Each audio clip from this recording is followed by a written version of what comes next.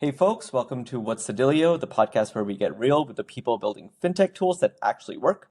I'm Kanishka, and today we're diving into one of the buzziest, most misunderstood areas in compliance, AI agents.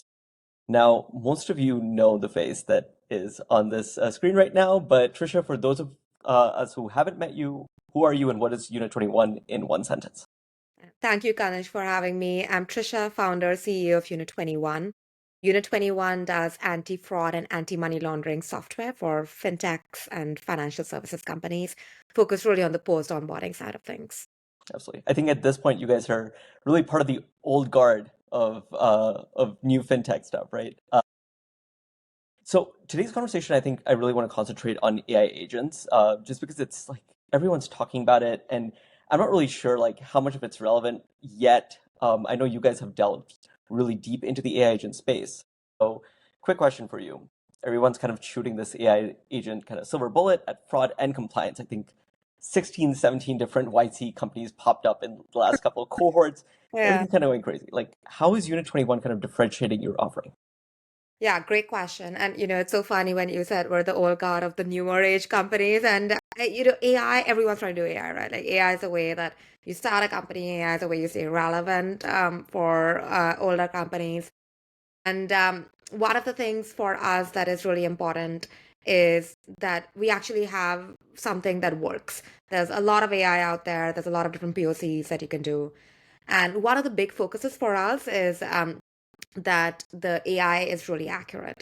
Mhm. And compliance in particular, you can't just be slightly better than human level accuracy. You have to be significantly better than human level accuracy for you to be able to go to a regulator, an auditor, or an examiner and say that my AI agent works. We've been around for 6 years, so we've been fortunate to have 6 years of AML data. And we've trained the AI agent and fine-tuned it, built eval sets that really ensure that the accuracy is significant. So far, the AI agent has been used over 7,000 times. We've had 99.99% accuracy, very few escalations for inaccuracy. And ultimately, for us, from a compliance standpoint, that's the most important thing. Got it. Are those kind of accuracy thresholds set by you or by your customers?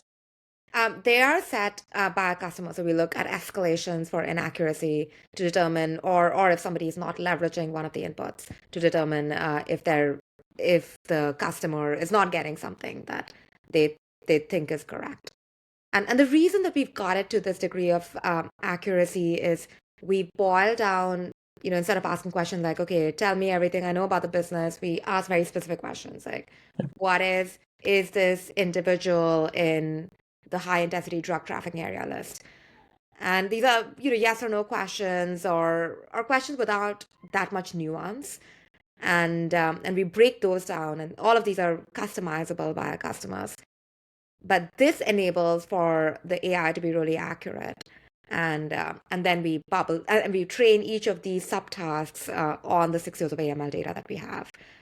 Versus the approach that some companies are taking, which is more of, I can ask any question, and then the degree of inaccuracy is higher than what people are comfortable with. Yeah, of course. Like the more generically you kind of train your models, the more generic the answers will be. I think from what I'm understanding, you guys really went with the job to be done model of saying like this is the smallest possible, this is the atom of the decision, and I let's kind love of build from there. Yeah, I love it the way that you described it. Really bringing down to the lowest atomic unit of what exactly is that, and can we train on that so that that is accurate, and then build on that. And the combination of, we have 200 customers in the US and around the world, so we have a lot of different SOPs that are within Unit 21, and we can see these different atoms every day, and a lot of data that we've accumulated over the last 6 years that we're able to train the models on. Right. So anyone who onboards onto Unit21 today or kind of enables this AI agent function kind of enjoys the network effects of what you guys have established for the last 6 years. Exactly. Um, so for someone who's like completely nascent, knows nothing about AI agents, generally speaking, I don't want to be I don't want to be problematic, but like the credit unions, the regional banks, right? They're somewhat more technologically curious Mhm. than anything else. What does success with AI agents kind of look like in real world operations? Like, you throw in there? Like, what does that mean? There's two major angles that we found to be effective for AI agents. So our first AI agent, we have launched it for investigation purposes. So it sits on top of alerts and helps automate operations. And the goal is that the L1 operation can be pretty much 85% of it can be automated. 85, and the reason 85% of it can be automated is 85% of the L1 work is what we call hunter-gatherer work. I'm getting data from one place, making some simple decision of it, and putting it somewhere else in a narrative form, etc. This is so much of this can be automated. So what the major metric of efficiency that we track is the average handle time. That is the time it takes to resolve an alert. So we are seeing an 80% reduction in the average handle time from our customers. It's really crazy. Actually, it goes from 50 to 98% with a median of 60 to 80%. And the numbers are so incredulous. We had to, again, recheck the numbers that, okay, is this actually correct? But the efficiency gains are so enormous because so many of these questions are things like, okay, do a simple Google search and then compile all the sources and write a short description of what you find about this individual or business online. AI is really good at that, and AI can actually do that very well. So that's the biggest leverage that we see is around the automation. And then the other that I was kind of surprised actually to see, but once we had now today we have over 100 people who've used the AI agents in some form or the other, and it's been used over 7,000 times. What we found was that people really like the consistency around it. So a human, if you give it 20 tasks, they might miss one, right? They might forget to check on the high intensity financial crimes area list. But the AI is always going to do those 20 tasks. Yeah. And so people really appreciate the consistency, the way that the narrative is consistently generated with that information, and how they can show an auditor or a regulator around how they came to that decision. So Yeah, there's no difference between like the pre-lunch and post-lunch AI agent. They're exactly the same person each time. exactly. I love it. You don't need to feed it coffee. It's the same thing. And that I think that's like, a pretty surprising positive side effect that I didn't anticipate. I mean, the automation one is the obvious one that, Mhm. you know, is the main thing that people are excited and nervous about with respect to AI. But this one, the consistency is and how it can actually help you in regulatory exams is a really interesting side effect. Yeah. Um, any like specific examples that you can share from implementations you've done, like from concept to, follow through? Yeah. So for our customers, what we did was we are automating a lot of the transaction monitoring alert analysis. And so we got their SOPs and we broke it down into four sections for the AI to do. And one of them was the online search. And they spent approximately about 20 minutes on an alert, an L1 alert, of which 5 minutes is in an online search. And they do the search and then they write some narrative about it, get the compile the links, etc. And those 5 minutes are now completely gone. And so that's automated. Another thing is transaction analysis. They look at the transaction history for this particular user and say, okay, is this anomalous for the user? Or they look at the transaction history of the counterparty and see, has the user ever sent money to the counterparty before? Have we seen ever money being sent to the counterparty, not from this user, but from other users in the system? All of that fully automated.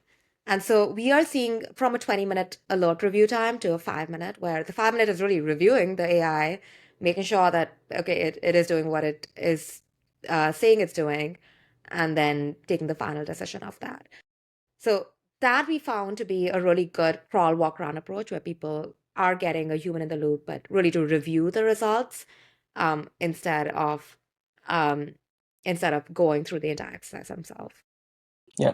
I think that kind of brings me to my next set of questions, which is a lot of this is heavily regulated, right? So regulators tend to have a lot of questions about everything that's happening in this space, especially if you're going beyond automation and really bringing in like LLMs and context into all this, right? So what are regulators looking for in terms of documentation, oversight, or, the human in the loop, like how involved do they actually have to be? Great question. So we've been fortunate to be around for some time, and so we know that in AML, the product is never the product. It is the product and the reputation. The regulators need to be aware of you. They need to be okay with you. And we, before we even launched the AI agent, we demoed it to FinCEN. And we have demos with the OCC and the California regulators, for example, on a recurring basis, with FinCEN on a recurring basis. And so we always show them the solution, and they it's so interesting where there's a rules-based system, which is the de facto in AML, and then people try to introduce machine learning. Machine learning never took off in AML because regulators weren't able to really comprehend it. Like there would be 500 reasons why the score was 87 on 100. Yeah. And it's like, okay, what is reason 498? And it's like just not understandable. Yeah. AI is kind of the best of both worlds. It gives you that explainability that rules have, but Yeah. it gives you much more complexity that ML enables you to do. So regulators love it. They are really pro it. They are more for let's do a crawl, walk, run approach. Like showcase how have a human in the loop, have 1,000 reviews being done by that, showcase that the AI is accurate, and then move on to further automation where you are auto dispositioning. So that's where regulators are today. And that's what we're seeing our companies adopt today as well. Something where they have a crawl, walk around approach. And we have some companies who are like, I want to auto disposition all my sanction alerts. I don't even want to look at it. But I would say the vast majority want at least some time frame where they're reviewing narratives or reviewing the outcomes and then making a final call over here. Yeah. Makes sense. I mean, look, my experience with automation really started about 6 years ago when I was at Bluevine, and I remember just the basic rule stuff was like magic for us, right? Like if this, then that, and it kind of just took us into a whole different sphere. I tend to be a little bit more lazy in my work, so I was like, oh, this takes care of the things that I don't need to worry about. I think my colleagues are a little bit more careful, right, with who they let into their technology stack. So how do you kind of integrate AI agents into day-to-day work and without kind of disrupting the teams and making them feel useless or replaced in a way? Of the heart of the question, which is how do you make it something that's not scary but useful? So we do it in two ways. We have existing customers who use Unit21, and it's really well integrated into the product, where there's a button on every alert, and you click it, and you get the AI analysis of it, and you can use it, and you can use a narrative. So that is very easy for people to do. They don't need to do that much. They don't need to do any work to get started. And then we have some folks who are not using AI, who don't necessarily use Unit21 today, but they buy the AI agent as a standalone. And Hmm. then the AI agent sits on top of the existing systems to help automate a lot of the operations. I'd say one of the core question behind the question is how do people feel about job security? Yeah. And it's really interesting where I think people are nervous about it, and that is a truth.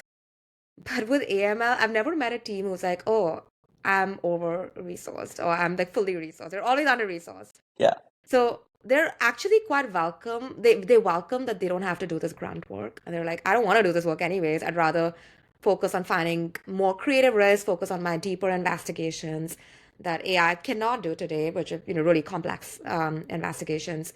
And I'd rather focus on the policy side of things instead of reviewing L1 work, which I don't like anyways. And to be honest, a lot of them outsource to companies like there's like a lot of different BPO services out there Sure. to do L1 reviews. So if you can reduce the spend of that and you can bring more of that expertise in-house to be focused on more important things. We've not had a single, as I mentioned, over 100 companies have used it. We've not had a single company that is saying that they are going to fire people or they're going to have some type of rift because of AI. Yeah. Not everyone is trying the Klarna model yet. At least for AML, right? Like, Yeah. the Klarna model with support, it is under resourced, but you have to answer every support ticket. And with AML, people just then, when it is anyways generally pretty understaffed teams, and they just go to the lowest common denominator. Like, what can I do to really check the bare minimum checkbox? Yeah. And now people are focusing on risks and focusing on finding new types of risks and new types of typologies, which anyways is going to be now the expectation of regulators that, okay, if you're not doing this L1 review, I need you to showcase to me how you're getting ahead of risks. And in some ways, I think the bar for what is going to be okay is going to move. Fair enough. Fair enough. Kind of staying on the string of, more legacy banks, credit unions, regional banks, right? Like, it's very easy to say just go and install AI agents, but in implementation, there are a lot of caveats there, right? What can go wrong, or like where do people go wrong when they're trying to do something like this? Data integration is the biggest part today. If the AI, for example, if as I mentioned, one of our AI agents is focused on transaction analysis, seeing has the user ever sent money to this counterparty, has anybody in our system ever sent money to this counterparty. If we don't get information about the counterparty or the transactions, then it's difficult to automate that. So I'd say that is one of the biggest challenges is you can't automate if you don't have the data. And that's something that if someone's embarking on this journey, they need to know that it's not, they need to think about, okay, what are the processes they want to automate and what is the Right. data that gets involved. Right, of course. If all of your data is sitting in like paper applications somewhere and you don't have like a proper ledger, obviously the AI agent's not going to be able to do as good as OCR has gotten, right? Right. With all. Yeah. Um, cool. Lightning round, right? Before we wrap things up. AI myth that just needs to die in compliance circles. That AI is going to take over your jobs. So I don't think it's going to happen. Yeah, everyone's going to be a manager, right? Yeah, managing AI agents and actually focusing on more interesting work. Like no one wants to do Google search for users manually. Fair enough. And what's the dealio with Unit21 in 2025? What's next? AI is a really big focus. So this is our first AI product. We're doing more also on the detection side, auto tuning, rule recommendations based on the data that we see, and more around work to automate even getting the data in. So really excited. I think, it's as you mentioned, we've been around for a little bit. We're very fortunate to work with some amazing Yeah, companies. And I've never seen a technology that is as transformative as AI, where we can almost rebuild so many parts of the product using AI. And really excited about that. awesome. Awesome. So happy to have had this conversation at the beginning of your transformation. And very excited to see where you guys kind of take it from here. Thank you so much for joining me today. Absolutely. And thank you for having me.